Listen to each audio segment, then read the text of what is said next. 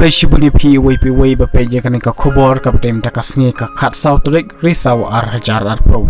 katkum ka khobor ka plami hnen kasngi la thu bo wei player football ba pawnam hakaleng chungka pathai ulayo ya ka jingpang khlam covid khat khandai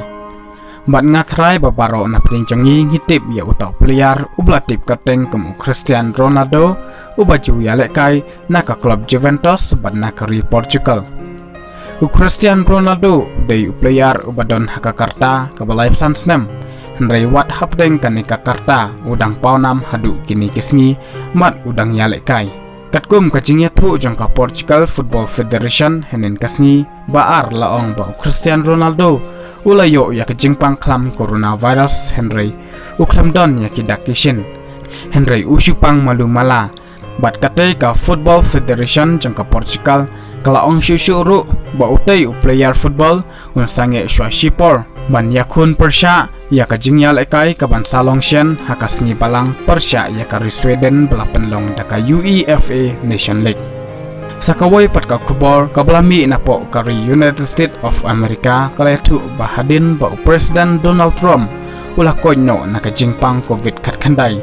ulas dang biang ya kajing yalap election president kabansa longsien hakatay kari Amerika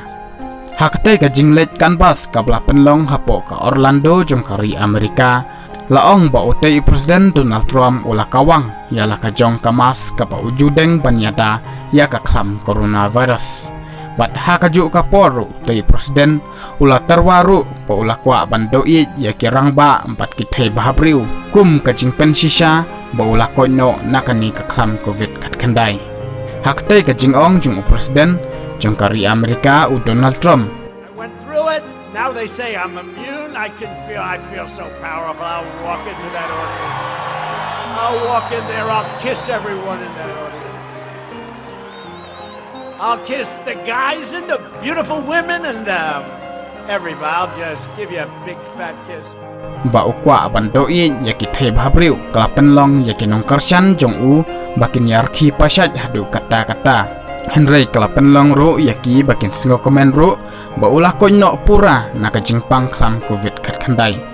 hadin belapen tikenal ane pensisya da Dr. Sin Conley ubadai doktor ubajubut yo Presiden Donald Trump tangkini kublai shibun